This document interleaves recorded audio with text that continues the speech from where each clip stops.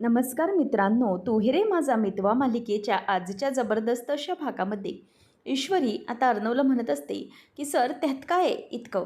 तेव्हा अर्णव म्हणतो की मिस इंदोर, तू विसरू नकोस, तुझ्या ना राईट हँडला लागले, त्यामुळे तुझी बरीचशी कामं अडकणार आहेत माहिती आहे का. हे सगळं जे काही बोलतेस ना, ते सगळ्या गोष्टी तुला सोप्या वाटत आहेत का.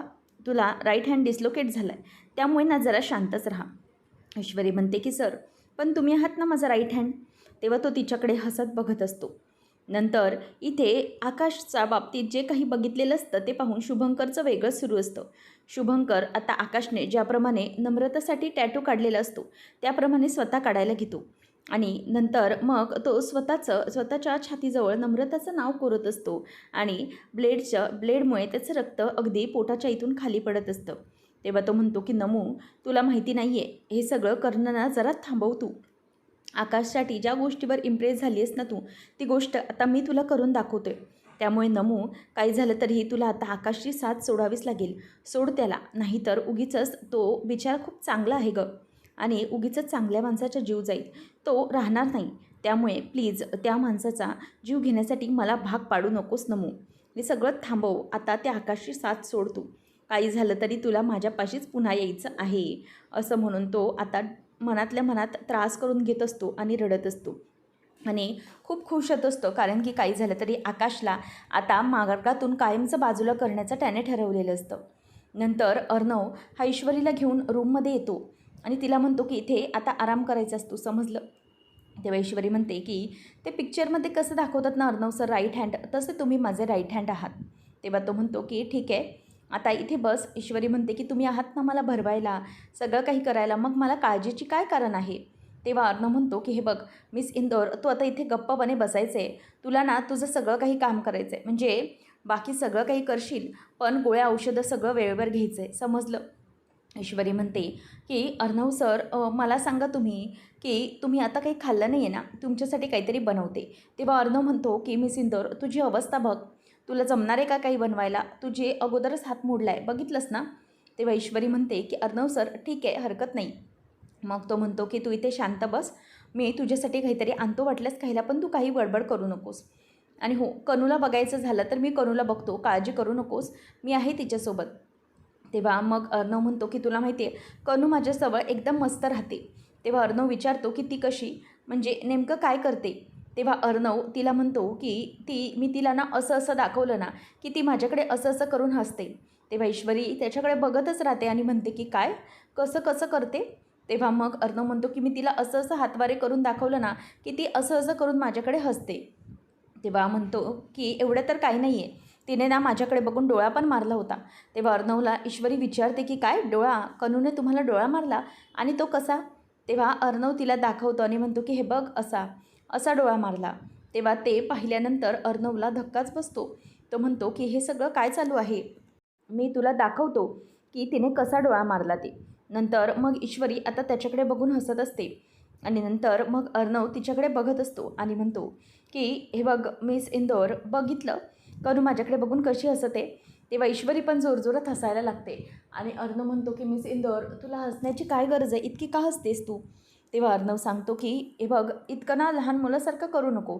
ईश्वरी म्हणते की मी इतक्या जोरात हसले कारण की ना माझ्या आतमध्ये एक लहान मूल आहे आणि ते प्रत्येक वेळेला असा खोडकरपणा करत असतं, असं आनंदी राहत असतं. मी काय म्हणते सर, तुम्ही पण ना तुमच्यामधला एखादा लहान मूल खोडकर मूळ नेहमी जागं ठेवा, म्हणजे कसं आहे ना तुम्हालाही कायम बरं वाटेल. तेव्हा अर्णव म्हणतो की नो, माझ्यात असं काही लहान मूल वगैरे नाही आहे, मी ओके. तेव्हा मग तो लगेच कनूला पुन्हा लहान मुलासारखं खेळून दाखवतो की हे बघ काय बाळा, असं म्हणून तो तिच्याकडे आता बघत असतो आणि तिच्याकडे हातवारे करत असतो. त्यामुळे कनू खूप हसत असते. ईश्वरी मनातच म्हणते की अर्णव सर, तुम्हाला माहिती नाही आहे, तुम्ही पण एखाद्या लहान मुलासारखंच कनूबरोबर खेळताय, वागताय आणि ते पाहून ईश्वरीला खूप बरं वाटत असतं. तर इथे झोपण्याची वेळ असते. मामा म्हणतो की अंजलीच्या बाबतीत एक गोष्ट चांगली झाली ना, की म्हणजे बघून बरं वाटलं. तिच्या मनातला थोडाफार का होईना, परंतु अर्णव आणि ईश्वरीवरचा राग जरा बऱ्यापैकी निवळलेला दिसतो.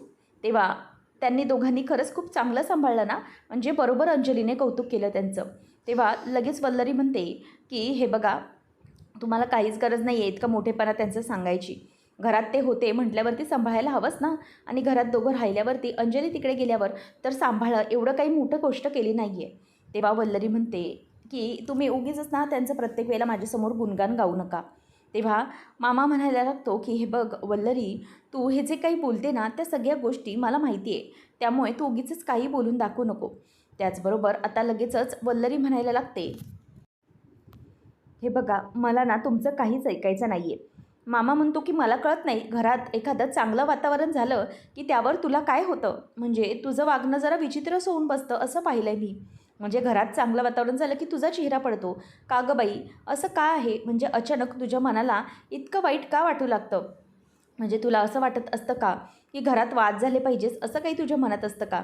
तेव्हा ती त्याच्याकडे रागाने बघते आणि म्हणते की तुम्ही ना जरा गप्पच बसा, मला काही तुमचं ऐकायचं नाही आहे. तेव्हा तो म्हणतो की हो म्हणजे मलाही काही इतकं बोलायचं नाही आहे, पण बाबा मला आज छान वाटलं. घरातलं वातावरण बरेच दिवसांनी निवळल्यासारखं झालं आहे. आणि हो, किती काही झालं तरी तू राहा तुझ्या मनामध्ये धुसफूस करत, म्हणजे तुझ्या मनात ना काहीतरी असं चालूच असतं असं मला जाणवतं. राहू दे, तुझं आपलं कंटिन्यू राहू दे. मी गुड नाईट झोपतो. तेव्हा ती म्हणते की हो, तुम्ही झोपाच गपचूप, माझ्याशी काहीच बोलू नका. त्यावेळेला मग मामा आता खाली झोपतो आणि त्याचबरोबर मामीच्या मनात विचार सुरू होतो की नाही, काही झालं तरीही या दोघांमध्ये जे काही वाद आहेत ते वाद तसेच राहिले पाहिजे. अंजली आणि अर्णवमध्ये जी थिणगी टाकली ती थिणगी अशीच पेटत राहिली पाहिजे. तेव्हा मामा म्हणतो की काय वल्लरी, झालं आहे का तुझ्या मनातल्या मनात धुसफूस खुसफूस करून, तर आता झोपशील तर बरं पडेल. तेव्हा ती म्हणते की तुम्ही ना झोपताय की नाही? तेव्हा तो म्हणतो की झोपलो, असं म्हणून मामा झोपून जातो आणि वल्लरी पण लाईट्स ऑफ करते.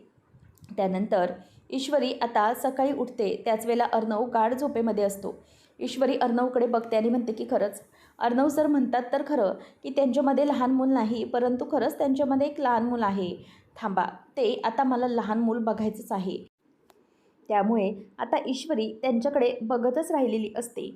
कारण किती काही झालं तरीही आता ईश्वरी म्हणते की अर्णव सर म्हणतात ना की माझ्यामध्ये एक लहान दिमाग आहे, आता तो लहान दिमाग मी अर्णव सरांना दाखवते. असं म्हणून ईश्वरी आता तिथे एक कनूचीच काजळची डब्बी असते आणि पावडरचा डब्बा असतो, तो घेऊन ती जाते आणि म्हणते की अर्णव सर बघा, आता माझ्या या इंदोरी दिमागने मी कसं काय करते ते, कनूसारखंच तुम्हाला कसं लहान बाळ बनवून टाकते ना ते बघाच. असं म्हणून ईश्वरी आता पुढे तिचं सगळं काही सामान घेऊन जाते आणि नंतर त्याच्या केसांना वगैरे ती क्लिप्स लावायला लागते आणि त्याच्या केसांना हेअर क्लिप्स लावत असताना अर्णव गाढ झोपलेला असतो. ईश्वरी म्हणते की आता हे क्लिप्स तर माझे लावून झाले. त्यानंतर ती विचार करते की मी टिक्की लावावी, म्हणजेच ना एक काळा टिक्का अर्णवला लावला की अर्णव सर आणखीनच लहान मुलासारखे क्यूट दिसतील, म्हणूनच ती तिची टिक्की घेते आणि ती अर्णवच्या कपाळाला आणि गालाला लावायला लागते. त्यानंतर हे सगळं होत असताना आता अर्णवच्या मनामध्ये मात्र काहीच नसतं, तो गाढ झोपलेला असतो. ईश्वरी आता म्हणते की चला आता ना मला अर्णव सरांची खूप मजा घ्यायची. त्यानंतर मग अर्णवला ती टिक्की लावते आणि तिच्या हातात पावडरचा डब्बा असतो, तो पावडर निघत नसते, म्हणूनच तिच्या लक्षात येतं की छोटा जो पावडरचा डब्बा केला आहे स्पंजचा, तो घ्यावा आणि त्यानंतर हे सगळं करावं. म्हणूनच आता ईश्वरीने टिक्की लावल्याबरोबर ती जाते आणि मोठा पावडरचा डब्बा ठेवून छोटा जी डब्बी असते ती घेते आणि ती आता अर्णवच्या गालाला आणि कपाळाला जो काळा टिक्का लावलेला असतो तिथे ती लावून देते. आणि हे सगळं होत असताना ईश्वरी म्हणते की वा, एकदम बढिया, खरंच माझा असा लहान चालता बोलता भडकूचंद खूपच छान दिसतोय, अगदी लहान आणि क्यूट मुलासारखा दिसतोय. असं म्हणून आता ईश्वरी त्याच्याकडे सरांकडे बघतच असते आणि म्हणते की अर्णव सर आता तुम्ही उठलात ना की बघा तुमच्यामधलं लहान मूल हे कसं जागं राहतंय ते कायम, आणि मी पण लहान आहे हे प्रत्येक गोष्टीवरून तुम्हाला आता दिसत राहीलच, किती क्यूट दिसतोय माझा तो छोटा भडकूचंद. असं म्हणून ती त्याच्या कपाळाला आणि गालाला हात लावत असते आणि ईश्वरी तिथून गपचूप निघून जाते. नंतर मग अर्णवला आता जाग येत असते. तेवढ्यातच जाग आल्यावर तो म्हणतो की बापरे, किती वाजलेत, मला मीटिंग्स पण अटेंड करायच्यात. त्याचबरोबर त्याला जाग येते आणि तो उठून बसतो आणि मोबाईलमधला जो काही अलार्म वगैरे असतो तो बंद करून टाकतो आणि नंतर इकडे तिकडे बघायला लागतो. नंतर मग आता अर्णव हे सगळं बघत असतो आणि तेवढ्यातच त्याच्या आरशात नजर जाते. तो म्हणतो की हे काय, हे सगळं मला काय करून ठेवलं आहे, हे सगळं ना मिस इंदोरचेच कारनामे आहेत माहिती आहे मला. म्हणून तो पटकन त्याचे हेअर क्लिप्स काढतो आणि मग चेहऱ्यावरती जे काही टिके वगैरे लावलेले असतात ते काळे टिके तो बघतच राहतो आणि नंतर म्हणतो की मिस इंदोर, हे सगळं काय लावलं आहेस तू? त्याबरोबर आता इथे ईश्वरी ही देवाचा आशीर्वाद घेत असते आणि अर्णव येतो आणि तिच्यावर रागाने चिडचिड करत विचारतो की हे सगळं का केलंस? तूच केलं आहे ना, हे हेअर क्लिप्स काय लावलेस, हे काळे टिक्के काय लावले, मी काही लहान आहे का? तेव्हा ईश्वरी म्हणते की सर मी तुम्हाला म्हणाले होते ना की आपल्यामधलं लहान मूल जागं ठेवायचं, म्हणजे तुमच्यातही एक लहान मूल आहे आणि ते इतकं गोड दिसू शकतं हे तुम्हाला मी दाखवलं. त्यामुळे हे बघा, हे ना मी काळं असं लावलेलं आहे तुमच्या गळाला, म्हणजे तुमच्याही लक्षात येईल की माझं ते एक लहान मूल आहे, त्याला मी बाहेर काढलं पाहिजे. तेव्हा मग आता ईश्वरी म्हणते की अर्णव सर प्लीज थांबा थांबा. तर अर्णव तिच्यावर चिडतो आणि म्हणतो की नो मी सिंदूर, हे बघ आता ना मी ही पावडर तुझ्यावरती उडवणार बघ. तेव्हा ईश्वरी स्वतःचा पदर पुढे करते आणि म्हणते की सर नको, माझ्या हाताला लागलं आहे ना, प्लीज सर प्लीज, असं म्हणून ती आता वैतागत असते आणि घाबरतही असते. तेव्हा अर्णव म्हणतो की ठीक आहे मी सिंदूर, मग एक गोष्ट लक्षात घे, तुला हे सगळ्याचा त्रास होतो आहे आणि तुझा हात दुखतो आहे म्हणून तुला सोडून देतो आहे, समजलं? नाहीतर ना बघ मी तुझं काय केलं असतं ते. ईश्वरी म्हणते की ठीक आहे सर. तेव्हा अर्णव म्हणतो की आता मला सॉरी बोलायचं, समजलं? बोल सॉरी. तेव्हा ईश्वरी त्याला सॉरी सॉरी असं बोलते आणि नंतर मग अर्णव म्हणतो की चल आता हा टिका पुसून टाकायचा, जसं लावला आहे तसंच पुसायचा. ईश्वरी म्हणते की सर अंघोळ केल्यावर जाईल ते. तो म्हणतो की नो, मला काहीच माहीत नाही, हा टिका आताच्या आता तू पुसून टाकायचा आहे. तेव्हा ईश्वरी म्हणते की बरं बाबा पुसते, असं म्हणून ती स्वतःचा पदर घेते आणि नंतर अर्णवच्या गालाचा आणि कपाळावरचा टिका पुसत असते. तेव्हा अर्णव म्हणतो की सॉरी सॉरी, काय आहे स्किन आहे माझी ही, हळू जरा सावकाश. तेव्हा मग ती म्हणते की हो हो ठीक आहे आणि मग ती कपाळावरून ते सगळं पुसत असते. नंतर मग ईश्वरी आता त्याच्याकडे बघतच राहिलेली असते. मग म्हणते की अर्णव सर पण ना तुम्ही या सगळ्यामध्ये ना खरंच खूप छान दिसत होते, खरंच खूप क्यूट. तेव्हा अर्णव म्हणतो की डोंट डू दिस अगेन, समजलं ना, हे सगळं कनूचं आहे आणि तिलाच हे सूट करतं, त्यामुळे मला पुन्हा असं लावायचं नाही, समजलं? असं वॉर्निंग देऊ तो तिथून निघून जातो. ईश्वरी म्हणते की खरंच माझे भडकूचंद, खरंच हा ना माझा एकदम क्यूट भडकूचंद आहे, प्रत्येक वेळेला चिडत असणारा, असं म्हणून ती गालातच आता हसते. त्यानंतर राकेश हा बेंगलोरवरून येतो आणि अंजली मॅडम आत येऊ का असं विचारतो. तेव्हा अंजली म्हणते की अरे आलात तुम्ही, या ना आत या. मग ती त्याची बॅग घेते आणि नंतर त्याच्या हातामध्ये जे काही सूटकेस वगैरे असतात किंवा त्याच्या हातात ज्या पिशव्या असतात त्या तो घेतो आणि नंतर मग तिला म्हणतो की हे सगळ्यासाठी मी आणलं आहे. तेव्हा तो म्हणतो की हो मी विचारणारच होती की सगळं काय आहे, पण तुमचा प्रवास कसा झाला ते मला सांगा. तेव्हा तो म्हणतो की एकदम उत्तम झाला आहे प्रवास माझा अंजली मॅडम, खरंच खूप बरं वाटलं मला, म्हणजे ना तिथला सगळा एक्सपिरियन्स खूपच वेगळा होता माझ्यासाठी. म्हणजे ना तुम्हाला काय सांगू, अर्णव सरांनी माझ्यावरती जी काही जबाबदारी टाकली होती ना ती अगदी उत्तम आहे असं मला वाटतं. त्यानंतर मग आता ती म्हणते की खरंच खूप बरं वाटलं मला, म्हणजे तुमच्यावरचा हा आत्मविश्वास आहे ना तो पुन्हा परत आला आहे, ते पाहून मला खरंच खूप बरं वाटतं आहे. त्यावर मग अंजली म्हणते की हो म्हणजे खरंच खूप छान आहे, किती काही झालं तरीही तुम्हाला बरं वाटलं ना मग बस झालं. म्हणजे कसं आहे ना, या सगळ्या गोष्टींसाठी तुम्हाला अर्णवने ग्राह्य धरलं आणि त्याने खरंच तुमच्यावर मनापासून विश्वास टाकला, त्यामुळेच हे सगळं होऊ शकलं ना असं वाटतं मला.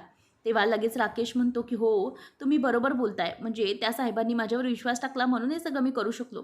बरं मी ना तिथे तुमच्यासाठी सगळ्यांसाठी काहीतरी गिफ्ट आणलं आहे, बघा हे तुमच्यासाठी आहे. तेव्हा मग ती ते घेते आणि म्हणते की वा तुम्ही गिफ्ट आणलं, आणि मग त्याने एक चेन आणलेली असते. तेव्हा ती म्हणते की खरंच या सगळ्याची काय गरज होती. तेव्हा तो म्हणतो की जाऊ द्या मॅडम, म्हणजे कुठेतरी आपण घेऊन जातो ना, आपल्या व्यक्तीला काहीतरी आणावं ना असं वाटलं ना म्हणून, बाकी काही नाही. तेव्हा मग ती म्हणते की खरंच थँक्यू. तेव्हा तो म्हणतो की तिकडे गेल्यावरती मला कनिकाची इतकी ओढ लागली होती ना की तिच्याशिवाय करमत नव्हतं. तेव्हा मग ती म्हणते की अहो तुम्ही बाबा आहात तिचे, त्यामुळे किती काय झालं तरी तुम्हाला कसं करमेल. मग राकेश म्हणतो की मी ना सगळ्यांसाठी पण गिफ्ट आणले आहेत, ते मला सगळ्यांना द्यायचे आहेत. तेव्हा सगळेजण बाहेर अगदी मस्त चहा पीत बसलेले असतात, घरातलं वातावरण खूप छान असतं. तेव्हा राकेश बाहेर येतो आणि म्हणतो की गुड मॉर्निंग सगळ्यांना.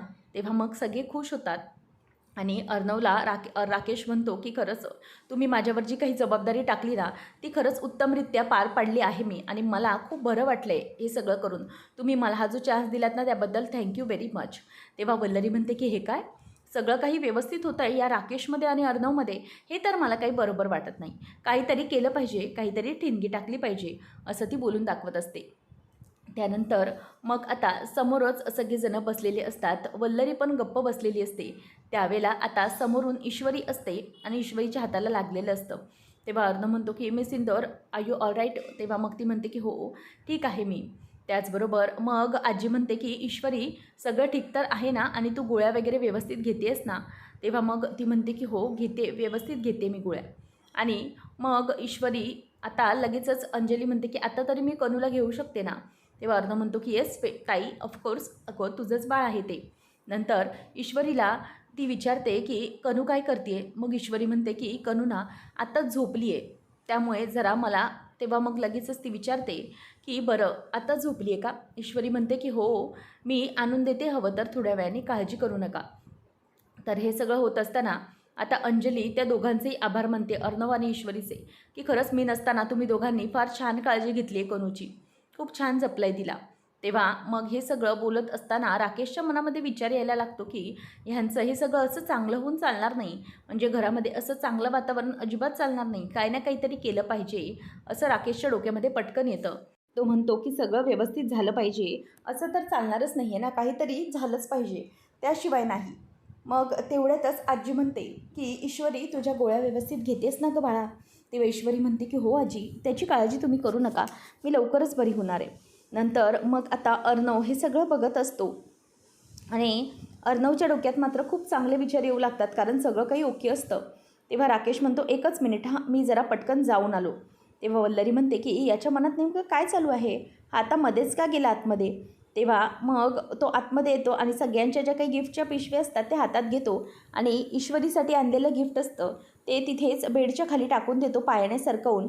आणि तो तिच्यासाठी ते गिफ्ट घेऊन जात नाही आणि विचार करतो की याच पॉईंटवरून मला काहीतरी मोठं करता येईल, म्हणूनच मला आता काही बोलायला नको, नंतर बघूया आपण काय घडतं ते.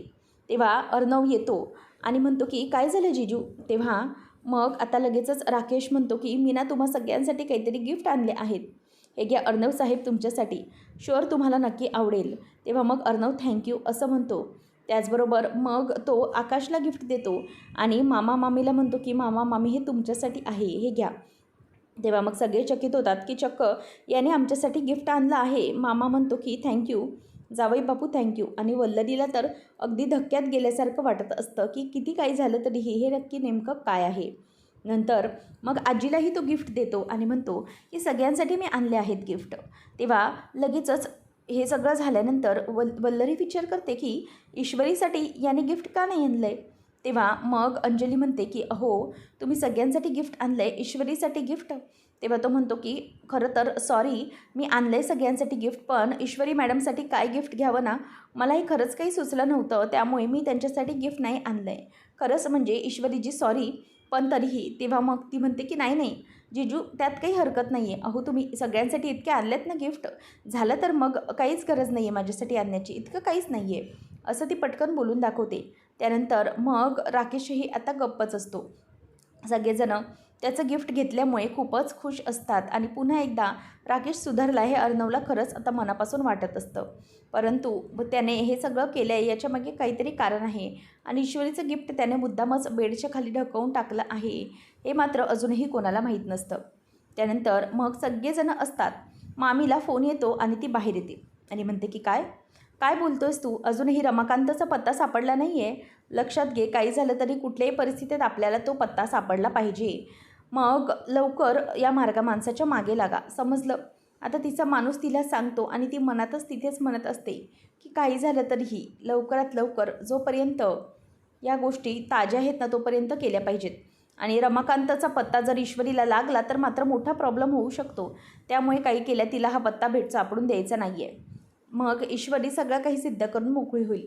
त्यानंतर मग ती विचार करते की काय करू मी आता. तेवढ्यात तिचं लक्ष जातं त्या सोलर गाडीकडे, म्हणजे जी कनूची गाडी असते ती खाली ठेवलेली असते आणि तिचं चाक तुटलेलं असतं. मग तेवढ्यातच वल्लरीची नजर जाते आणि ती म्हणते की ही गाडी इथे का ठेवली आहे. आणि तिचं लक्ष जातं ती गाडीचं चाक तुटलं आहे. मग ती विचार करते की ह्या गाडीचं चाक अचानक कसं काय तुटलं आहे, नेमकं काय झालं आहे. मग तेवढ्यातच ती म्हणते की बरोबर आहे, म्हणजे ना असं होतं की एखाद्या व्यक्तीला काही पॉईंट शोधायचा असेल तर देव त्याच्यासमोर एखादा पॉईंट कसा आणून ठेवतो ना, तसा हा पॉईंट इथे माझ्यापर्यंत आणून ठेवलेला आहे. बरं झालं, चला आता मला याच्यावरून काहीतरी करता येईल, जाब तरी विचारता येईल, म्हणजे अंजलीला त्या ईश्वरी अर्णव विरोधात भडकवता येईल.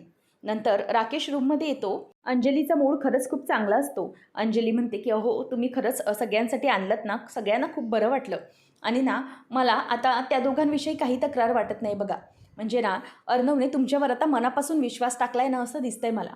कारण जर त्याने विश्वास टाकला नसता तर इतक्या मोठ्या डीलसाठी त्याने तुम्हाला बँगलोरला पाठवलं नसतं. आणि खरंच तुम्हीही त्याचा विश्वास अगदी सार्थ करून दाखवला आहे. म्हणून मला असं वाटतं की मी ईश्वरी यांनी अर्णवला ना आता माफ करून टाकलं पाहिजे. म्हणजे सगळ्या गोष्टी अगदी मनासारख्या होत आहेत, सगळं काही व्यवस्थित होतं आहे, हे पाहून खरंच मला खूप बरं वाटतं आहे. नंतर मग आता राकेश तिच्याकडे बघतच राहतो.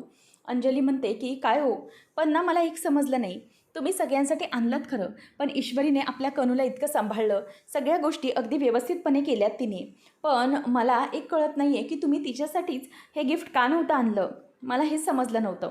तेव्हा मग तो म्हणतो की तसं काही नाही आहे, म्हणजे काय आहे ना की मलाही खरंच सांगू सुचलं नव्हतं की काय गिफ्ट आणावं, म्हणून मी काहीच आणलं नाही. तेव्हा ईश्वरी आता देवाजवळ बसलेली असते, ती देवाचा आशीर्वाद वगैरे घेते आणि नंतर घरात सगळं काही चांगलं चालू आहे, त्यामुळे तिचा मूड खरंच खूप चांगला असतो. नंतर ईश्वरी रूममध्ये असताना तिच्या डोक्यामध्ये विचार सुरू असतात. तेवढ्यातच अर्णव समोरून येतो आणि म्हणतो की मी सिंदूर, तुला आता बरं वाटतंय का? तेव्हा ईश्वरी म्हणते की हो, मला आता बरं वाटतंय. नंतर मग अर्णव तिला म्हणतो की मिस इंदौर, मला एक गोष्ट सांग की तुला बरं वाटतंय आता, मग तू इथे बस आणि तुझ्यासाठी बघ मी काय आणलं आहे ते, तुझ्यासाठी तुझी फेवरेट स्पेशल अद्रकवाली चाय. तेव्हा ईश्वरी म्हणते की वाव, म्हणजे अर्णव सर, चक्क हा चहा तुम्ही बनवून आणला आहे का? तेव्हा तो म्हणतो की मी बनवून आणला आहे, मग काय तू पिणार नाही आहेस का? बस इकडे पटकन. तेव्हा मग तो तिला प्यायला सांगतो आणि नंतर ती चहा घेते. आणि चहा घेतल्यानंतर अर्णवच्या डोक्यामध्ये खरंच खूप आनंदाने विचार सुरू असतात.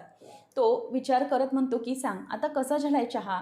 तेव्हा ईश्वरी म्हणते की सर एकदम बढिया, एकदम बढिया झाला आहे चहा, मला खरंच खूप आवडला. तेव्हा अर्णव म्हणतो की येस, मला प्रत्येक गोष्ट परफेक्शनने करायला आवडते, तुला माहिती आहे. तेव्हा मग ईश्वरी आता त्याला सांगत असते की अर्णव सर खरंच एकदम बढिया झाला आहे चहा. तेव्हा अर्णव आता म्हणतो की मी सिंदूर, सगळं काही व्यवस्थित होतं आहे आणि मलाही खरंच खूप छान वाटतं आहे. आणि बघितलंच ना, ताई ही आपल्याबरोबर पॉझिटिव्ह वागते, ताई आपल्याबरोबर खूप चांगली वागत होती, कारण कनूची आपण व्यवस्थित काळजी घेतली. ईश्वरी म्हणते की सर मलाही खूप छान वाटलं आहे आज, म्हणजे ना कित्येक दिवसानंतर, जवळजवळ महिन्यानंतर ताईने माझ्याकडे ना हसत बघितलं आहे आणि छान स्माईल दिली आहे, त्यामुळे मलाही खरंच खूप बरं वाटत आहे. त्यावेळेला आता ईश्वरी म्हणत असते की अर्णव सर, राकेशचं सगळं ठीक आहे, परंतु मला त्याचं वेगळं वागणं वाटलं नाही. आज जरा राकेश वेगळंच वाटत होता. मी तुम्हाला सांगते की सगळं ना कनूमुळे झालेलं आहे. हा ना कनूचाच पायगुण आहे, तिच्या पायगुणामुळे घरामध्ये सगळं काही चांगलं होतं आहे. तेव्हा तेवढ्यातच ईश्वरी म्हणते की सर, ती सोलरची गाडी पडली आहे ना तिथे खाली, त्यामुळे सगळा प्रॉब्लेम झाला आहे, एक काम करायचे ती गाडी आता. तेव्हा अर्णव म्हणतो की हो, हे सगळं ताईला सांगायला पाहिजे का? तेव्हा ईश्वरी म्हणते की मला तरी वाटतं आहे की आपण ताईला सांगितलं तर प्रॉब्लेम होईल का? अर्णव म्हणतो की नको मी सिंदूर, तू ना ताईला याबद्दल काही सांगू नको, कारण कसं आहे आता तिला समजलं आहे की आपण कनूची चांगली काळजी घेतली आणि परत त्या सोलारवरून काहीतरी ताईचा गैरसमज पडायला नको. त्यामुळे तू एक काम कर, आता त्याबद्दल काही सांगू नको, मी शिर्केनं सांगून नवीन सोलर ऑर्डर करतो तिच्यासाठी. तेव्हा मग तो शिर्केला कॉल करतो आणि म्हणतो की हा शिर्के, एक नवीन सोलर कनूसाठी ऑर्डर करा. तेव्हा हे ऐकल्यानंतर आता वल्लरी म्हणते की अच्छा असा गेम आहे तर, म्हणजे काहीतरी नक्कीच हिने केलं आहे, बरं झालं इथे येऊन ऐकलं, आता मला याच मुद्द्यावरून दोघांमध्ये वाद भडकवून देता येतील, खरंच खूप बरं झालं. असं म्हणून आता इथे राकेश हा त्याच्या कामाला असतो. राकेशला अंजली विचारते की मला तुम्ही खरं खरं सांगा की नक्की काय चालू आहे तुमच्या मनामध्ये, म्हणजे तुम्ही ईश्वरीसाठी गिफ्ट का नव्हतं आणलं? तेव्हा राकेश म्हणतो की नाही, म्हणजे ना असं काहीच नाही, ठीक आहे सगळं जाऊ द्या, आता तुम्ही सोडून द्या ना अंजली मॅडम, म्हणजे माझ्याही मनात तसं काही नाही आहे, पण जाऊन द्या. तेव्हा मग ती म्हणते की नाही, असं करू नका तुम्ही, तुमच्या मनात जे काही आहे ना ते तुम्ही बोला, म्हणजे तुम्ही आतल्यात असेच राहू नका. तेव्हा राकेश म्हणतो की अंजली मॅडम, मला ना खरंच म्हणजे वाईट वाटतं या सगळ्या गोष्टीचं, पण ना मला त्या ईश्वरी मॅडमबद्दल ना त्यांना कोणत्याही प्रकारची हिंट द्यायची नव्हती, म्हणून मी गिफ्ट नाही आणलं, कारण ना त्यांनाही काही वाटायला नको की काहीतरी चुकीचं घडतंय म्हणून. तेवढ्यातच आता अंजली विचारते की म्हणजे नक्की तुम्हाला काय म्हणायचं आहे, कसलं हिंट, काय नक्की काय बोलताय तुम्ही? तेव्हा तो म्हणतो की अंजली मॅडम, मी ना जरा आता स्पष्टच सांगतो. तेव्हा ती म्हणते की हो बोला, तुम्ही स्पष्ट बोला, त्याशिवाय मला काय समजणार आहे की तुम्हाला काय वाटतंय ते. तेव्हा तो सांगायला सुरुवात करतो की मी इथे रूममध्ये होतो त्या दिवशी, तुम्ही तिथे गेला होतात कनूला घेऊन हॉस्पिटलमध्ये, आणि मी इथे रूममध्ये होतो ना, एकटाच काम करत बसलो होतो, त्यावेळेला मला ईश्वरी मॅडमने सरबत आणून दिलं होतं. मग ती म्हणते की सरबत, मग नक्की काय झालं? तेव्हा तो म्हणतो की सरबत आणून तर दिलं होतं, पण ना मला वाटत होतं की त्यांचा इरादा काही वेगळा होता. त्या कदाचित ना इथे माझी परीक्षा घेण्यासाठी आल्या होत्या असं मला वाटत होतं. म्हणजे ना हे सरबत आणलं होतं खरं, पण ना त्यांनी दरवाजाही बंद करून घेतला होता. म्हणजे आम्ही दोघंच होतो ना, तर दरवाजा बंद करून घेण्याची काय गरज होती? कदाचित त्या माझी परीक्षाच घेत होत्या. हे ऐकल्यावर आता म्हणतो की मला माहीत नाही आहे, माझी मेमरी गेली. यापूर्वी काय झालं आहे हे मला खरंच माहीत नाही आहे. पण त्या नक्की काय करत होत्या, कशाबद्दल या सगळ्या करत होत्या ना गोष्टी, मला काहीच समजत नाही आहे. म्हणून मी त्यांच्यासाठी गिफ्ट नाही आणलं, कारण की माझ्या मनात जरा वेगळंच वाटत होतं मला. त्यांच्यासाठी काही गिफ्ट घेऊन त्यांना वेगळं वाटायला नको, म्हणूनच मी त्यांच्यासाठी काहीच गिफ्ट आणलं नाही. तेव्हा मग इथे अंजलीच्या मनात पुन्हा एकदा ईश्वरीविषयी भडका उडालेला आहे आणि राकेशने जे काही ठरवलं आहे ते करण्यामध्ये तो यशस्वी झाला आहे. त्याबरोबर इथे आता राकेश विचार करतो मनातल्या मनात की जे काही घडलं आहे ते सगळं काही व्यवस्थित होणार आहे, काहीच काळजीचं कारण नाही. पण अंजली मॅडम, तुम्ही हे सगळं करू नका. म्हणजे मला वाटतं आहे ते मी तुम्हाला फक्त बोलून दाखवलं बस, बाकी काही नाही. तेव्हा अंजली म्हणते की नाही, पण हे सगळं खूप चुकीचं आहे, मला तर हे अजिबात आवडलेलं नाही आहे. तेव्हा आता अंजलीचा जीव नुसता वरखाली होत असतो, कारण की जो काही तिच्या मनामध्ये विचार चालू असतो राकेशने तिला अगदी व्यवस्थित पद्धतीत भडकवून लावलेलं असतं. राकेश आता गालातल्या गालात हसतो की चला, माझं काम झालेलं आहे. पुढच्या भागामध्ये आपण पाहणार आहोत की अंजली ही ईश्वरीला प्रश्न विचारत असते आणि म्हणते की हे सगळं काय करत होतीस तू त्या दिवशी ईश्वरी? तू यांच्या खोलीमध्ये सरबत घेऊन गेली तोपर्यंत ठीक आहे, पण तू नक्की यांची कोणत्या प्रकारची परीक्षा घेण्याचा प्रयत्न करत होतीस? त्या दिवशी जेव्हा गेली होतीस तेव्हा नेमकं काय करत होतीस सांग? आणि दरवाजा वगैरे लावून घेण्याची काय गरज होती? तेव्हा मग राकेश काहीतरी बोलण्याचा प्रयत्न करत असतो, परंतु तेवढ्यातच अंजली त्याला थांबवते आणि वल्लरी येते आणि म्हणते की एक मिनिट, मला या गाडीविषयी पण बोलायचं आहे. नेमकं हे काय आहे? मला तरी वाटतंय की हे सगळं ना अंजली ही मुद्दाम करत असेल ईश्वरी. ही गाडीचं चाक पण तुटलेलं आहे बघ. आता या गाडीच्या चाकाबद्दल काय बोलाल तुम्ही? ही गाडी मागच्या बाजूला तिथे टाकून दिली होती. नक्की काय आहे हा प्रकार? तेव्हा अर्णव ईश्वरी आता बघतच राहतात. वल्लरी म्हणते की काय गं, म्हणजे हे सगळं करून तू कुठल्या प्रकारचा राग काढत होतीस ते जरा सांग. तेव्हा ईश्वरी म्हणते की मामी, तुम्हाला काय वाटत आहे की हे सगळं मी मुद्दाम केले आणि या सगळ्याचा राग त्या छोट्याशा बाळावर काढेन असं वाटतंय का तुम्हाला? तेव्हा वल्लरी म्हणते की मग ही काच कशी तुटली सांग ना, हे गाडीचं चाक कसं तुटलं? तेव्हा लगेचच अंजली बोलते की बरोबर बोलतेस तू मामी, ही अशीच आहे, हिच्यावर विश्वास टाकायलाच नको. या अगोदर हिच्या आईने आपल्या वडिलांना नादाला लावलं आणि आता ही माझ्या नवऱ्याला करायला बघते स्वतःच्या ताब्यात. पण हे लक्षात ठेव ईश्वरी, ते कधी होणार नाही. तू ह्यांना नादाला लावण्याचा प्रयत्न करतेस ना, तो कधीच यशस्वी होणार नाही, समजलं? तेव्हा अर्णव चिडतो आणि तिच्या कानाखाली वाजवायला जातो की हे काय बोलतेस तू ताई? अंजली ही त्याच्याकडे बघतच राहते आणि मग तो तिच्या कानाखाली वाजवायला जात असताना ईश्वरी त्याला थांबवते की अर्णव सर प्लीज थांबा. अशा प्रकारे आता इथे अर्णवने स्वतःच्या ताईवरती देखील हात उचललेला असतो. नेमकं आता पुढे काय घडणार आहे पाहणं रंजक ठरेल. अशाच अपडेटसाठी चॅनलला नक्की सबस्क्राईब करा. धन्यवाद.